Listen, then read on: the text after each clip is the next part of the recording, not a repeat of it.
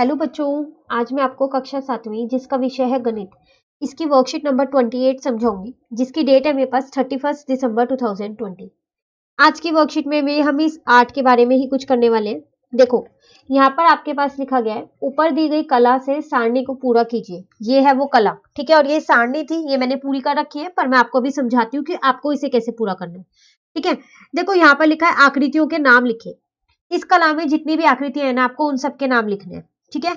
उसके बाद लिखना है कि कला में वो आकृति की संख्या कितनी है, ठीक है। उसके बाद आपको मिलान चिन्ह लिखने हैं, ठीक है ना। देखो, एक उदाहरण इन्होंने दे रखा है त्रिभुज का, तो आप देखो इसमें से त्रिभुज कौन से हैं, ये वाले है ना। तो यहाँ इन्होंने लिख दिया आकृति के नाम में त्रिभुज। और कितने हैं ये, 1 2 3 4 5 6 7 8 9 10 11 12।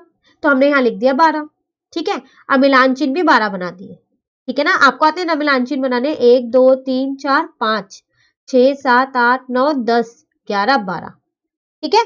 उसके बाद मैंने यहाँ पर लिया वर्ग। तो देखो कौन सा है वर्ग, ये रहा ऑरेंज वाला, ठीक है। तो आकृति के नाम में मैंने वर्ग लिख दिया। अब गिन लेते हैं कितने हैं, 1 2 3 4 5 6 7 8 9 10 11 12। तो मैंने संख्या में 12 लिख दिया और मिलान चिन्ह भी 12 बना दिए, ठीक है। उसके बाद मैंने यहाँ लिया है समलंब चतुर्भुज। तो वो कौन सा चतुर्भुज है, तो देखो जो ये रेड वाला है ना, इसको बोलते हैं समलंब चतुर्भुज, ठीक है। तो इसे गिन लेते हैं कितने हैं, 1 2 3 4 5 6 7 8 9 10 11 12, ये भी 12 है। तो संख्या में 12 लिख दिया और मिलान चिन्ह भी 12 बना दिए। अब आता है समांतर चतुर्भुज। तो देखो, समांतर चतुर्भुज जो भी बच गए ना, वो सब समांतर चतुर्भुज है। एक तो ये ब्लू वाले 1 2 3 4 5 6 7 8 9 10 11 12, और एक ये जो अंदर ये बने हैं 1 2 3 4 5 6 7 8 9 10 11 12, ठीक है। और ये भी तो है 1 2 3 4 5 6 7 8 9 10 11 12। तो कुल मिला के कितने हो गए, ये 36, ठीक है। और उसके बाद मैंने क्या किया, 36 मिलान चिन्ह बना दिए, ठीक है ना। चलिए, अब इस पे आधारित कुछ प्रश्न है, उन्हें देखते हैं। कह रहा है आंकड़ों को आरोही क्रम में लिखो। आरोही मतलब छोटे से बड़े ना, तो वो मैंने यहाँ पर लिख दिए छोटे से बड़े क्रम में, ठीक है। उसके बाद है सबसे अधिक बार आने वाली संख्या। तो देखो सबसे अधिक बार कौन सी संख्या आई है, 12, क्योंकि 12 ही 3 बार आई है, 36 तो सिर्फ एक ही बार आई है ना। तो इसका आंसर आ जाएगा यहाँ पर 12, ठीक है। उस आकृति का नाम लिखो जिसकी संख्या सबसे अधिक है। तो किसकी है सबसे ज्यादा संख्या, समांतर चतुर्भुज की। तो यहाँ पर आ जाएगा आपका समांतर चतुर्भुज, ठीक है। उसके बाद है उस आकृति का नाम लिखो जिसकी संख्या सबसे कम है। तो ये तीनों तो एक ही जैसी है, त्रिभुज वर्ग और समलंब चतुर्भुज, है ना। इन तीनों की कम है, तो हम क्या करेंगे, इन तीनों का ही नाम लिख देंगे, ठीक है। उसके बाद है सारणी में दिए गए आंकड़ों का परिसर निकालें। तो देखो परिसर निकालते कैसे, परिसर का एक सूत्र होता है, जो सबसे बड़ी संख्या है ना, उसमें से सबसे छोटी वाली संख्या को घटा दो। तो सबसे बड़ी संख्या मेरे पास 36 है और सबसे छोटी संख्या मेरे पास 12 है, घटा दो तो 24 आपका परिसर आ जाएगा, ठीक है। चलिए आगे बढ़ते हैं। यहां आपसे कह रहा है, मैंने इसे क्वेश्चन 1 और क्वेश्चन 2 मान लिया है, ठीक है। आपकी वर्कशीट में ऐसा लिखा हुआ नहीं है, पर मैंने यहाँ सॉल्व किया इसलिए 1 2 करके कर दिया है। लिखा है आप पढ़ाई में व्यतीत किए गए ऑनलाइन समय को का पूरे सप्ताह का औसत किस प्रकार ज्ञात करेंगे।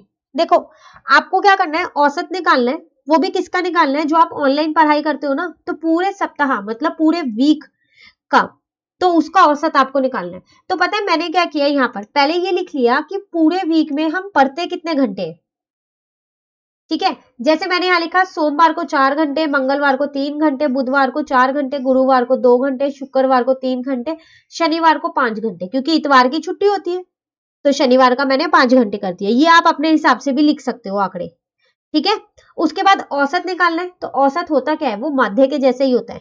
तो आप क्या करो, इन सबको जोड़ दो और डिवाइड किससे कर दो, कितने दिन लिए हमने, 6 दिन, सोमवार से शनिवार तक, है ना। तो यहाँ पर 6 दिन आ गया, 6 से आप डिवाइड कर दो, तो 21 डिवाइडेड बाय 6 3.5 घंटे, तो औसत आ गया आपका, ठीक है। अब उसके बाद आपसे कह रहा है निम्नलिखित संख्याओं का माध्य, माध्यक और बहुलक ज्ञात कीजिए। तो देखो सबसे पहले माध्य, तो माध्य तो आपको आता है निकालना, इन सबको जोड़ना है और जितने ये लिखे हुए हैं आंकड़े, इनको क्या करना है, उससे डिवाइड कर देना है गिन के। तो देखो यहाँ पर मैंने माध्य निकाला, इन सबको जोड़ने के लिए ऊपर लिख दिया, और नीचे जब गिने तो ये 9 थे, कुल मिला के कुल संख्या मेरे पास 9 थी ये, तो इन सबको जोड़ा तो 45 आया, 9 से डिवाइड कर दिया, भाग कर दिया तो 5 मेरा माध्य आ गया। अब आते हैं माध्यक कैसे निकालेंगे हम। तो देखो जब भी माध्यक निकालना हो ना, तो इसको पहले या तो छोटे से बड़े या बड़े से छोटे क्रम में लगा लो, उसके बाद ही निकालो। तो मैंने यहाँ आरोही में लगा दिया, मतलब छोटे से बड़े में, तो वही लिख दिया। देखो 2 यहाँ पर मेरे पास 2 बार है तो 2 बार लिखा, 3 मेरे पास यहाँ 2 बार है तो 2 बार ही लिखा है, 5 एक बार है, फिर 6, फिर 7, फिर 8, फिर 9। अब मैंने यहाँ n देखा, कितनी संख्या है 9, और ये विषम संख्या है, 9 विषम संख्या है ना, तो माध्यक कैसे निकलेगा, n प्लस 1 अपॉन में 2, और इस th का मतलब है अब इस आरोही में से अभी हमें ढूंढना है। तो n की जगह 9 रख दिया, प्लस 1 अपॉन 2, तो यहाँ आ गया 10 अपॉन 2, तो यहाँ आ गया 5। फिफ्थ, तो गिन लो इसमें से फिफ्थ कौन कौन सी है, 1 2 3 4 5, 5 पे 5 ही लिखा हुआ है, तो माध्यक मेरा 5 आ गया। ऐसा जरूरी नहीं है कि 5 ही आएगा, मतलब यहाँ तो बाई चांस वाली बात है कि फिफ्थ वाले नंबर पे 5 ही लिखा था, कुछ और भी लिखा होगा तो आपको वही लिखना है, ठीक है। अब आती है बहुलक, ये वो होती है वो संख्या जो सबसे ज्यादा बार आई है। तो देखो कौन सी संख्या सबसे ज्यादा बार आई है, 2 और 3, क्योंकि 2 भी 2 बार आया है और 3 भी 2 बार आया है ना, यही हुआ है ना। तो अब हम क्या करेंगे, इसमें क्या लिखे, तो इसमें मैंने यहाँ पर लिख दिया 2 और 3, ठीक है। अब यहाँ पर कुछ प्रश्न आपको दे रखे हैं, इसके उत्तर आपको देने हैं। उससे पहले मैं आपको एक क्वेश्चन दूंगी, ठीक है, ये मैं आपको क्वेश्चन अपनी तरफ से दे रही हूँ, तो आपको ये करके मुझे कमेंट बॉक्स में इसका आंसर बताना है, जिससे आपको भी पता चल जाए और मुझको भी कि आपको ये वर्कशीट कितने अच्छे से समझ आई, ठीक है। तो मैं आपको माध्य निकालने के लिए दे रही हूँ, बहुत ही आसान सा क्वेश्चन दे रही हूँ और छोटा सा क्वेश्चन है, मैं यहाँ लिख रही हूँ, आप सब जने इसको करिएगा जरूर और मुझे कमेंट बॉक्स में अपने नाम के साथ इसका आंसर जरूर दीजिएगा, ठीक है। निम्नलिखित संख्याओं का माध्य ज्ञात कीजिए, ठीक है। कुछ संख्याएं मैं आपको दे रही हूँ, जैसे मैंने बहुत छोटी सी दी है 1 2 3 4 और 5, तो आपको इसका माध्य निकालना है। जो भी आपका उत्तर है आप कमेंट बॉक्स में लिखिएगा अपने नाम के साथ और मुझे बताइएगा जरूर, ठीक है। चलिए वापसी आते हैं अपनी वर्कशीट पे, यहाँ पर कुछ क्वेश्चंस के आंसर देने। तो यहाँ पर आपसे कह रहा है क्या माध्य दिए गए आंकड़ों में से एक संख्या है। क्या माध्य हमेशा वही होती है दिए गए आंकड़ों में से एक संख्या, नहीं, कोई और भी हो सकती है, तो ये गलत है, ठीक है। तो इसमें आएगा नहीं। क्या माध्य प्रत्येक प्रेक्षण से छोटी होती है, क्या ये जितनी भी दे रखी है हर एक से छोटी होगी, नहीं, बड़ी भी हो सकती है और छोटी भी हो सकती है, तो ये भी गलत है। वो यहाँ पूछ रहे हैं क्या माध्य प्रत्येक प्रेक्षण से बड़ी है, बड़ा होता है, नहीं, हमें नहीं पता, बड़ा भी हो सकता है और छोटा भी हो सकता है, तो ये भी गलत है। फिर है क्या आंकड़ों का एक समूह में से अधिक बहुलक हो सकते हैं, क्या जो ये आंकड़े आपको दे रखे हैं इसमें एक से ज्यादा बहुलक हो सकते हैं, बिल्कुल, हमारे तो अभी आंसर में 2 आए हैं, है ना, तो हो सकते हैं। क्या माध्यक दिए गए आंकड़ों में से ही एक संख्या होती है, तो जो माध्यक आता है वो दिए गए आंकड़ों में से आता है, बिल्कुल, अभी हमने आरोही क्रम में लगा के इसी में से तो ढूंढा अपना माध्यक, है ना, तो ये सही है आपका, ठीक है। तो ये थी आपके आज की वर्कशीट नंबर 28, ठीक है ना।